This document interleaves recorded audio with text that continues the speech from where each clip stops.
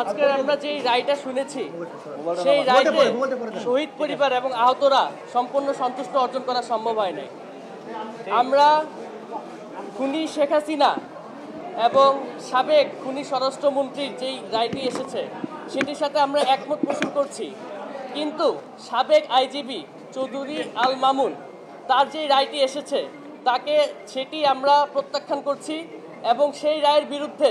আমরা আমাদের শহীদ পরিবার এবং আহতদের পক্ষ থেকে আমরা উচ্চ আদালতে আপিল করব এবং আমাদের ইচ্ছা সেই চৌধুরী আল মামুন সাবেক আইজিপি তাকে ন্যূনতম যাবজ্জীবন কারাদণ্ড দেওয়া হোক। আমাদের শুধুমাত্র রায় দিয়ে বসে থাকলেই হবে না, আমাদেরকে এই প্রসেসটি দেখাতে হবে কিভাবে সেই খুনি হাসিনা এবং খুনি সাবেক স্বরাষ্ট্রমন্ত্রীকে দেশে এনে ফাঁসিতে ঝুলানো হবে এবং সেটি দেশবাসীর সামনে স্পষ্ট করতে হবে কিভাবে কোন প্রক্রিয়ার মাধ্যমে তাদেরকে আনতে হবে এবং দেশ থেকে এই কার্যক্রম যত শীঘ্র সম্ভব তত শীঘ্রই শুরু করার জন্য আমাদের শহীদ এবং আহতদের পরিবারদের থেকে এটি দাবি জানানো হচ্ছে।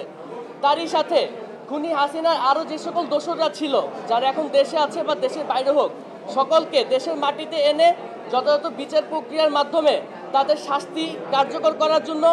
শহীদ এবং আহতদের পরিবারদের পক্ষ থেকে দাবি জানানো হচ্ছে এবং সরকারকে এবং এই দেশের সকলকে এ ব্যাপারে যত দ্রুত সম্ভব পদক্ষেপ গ্রহণ করার জন্য দাবি উপস্থাপন করা হচ্ছে।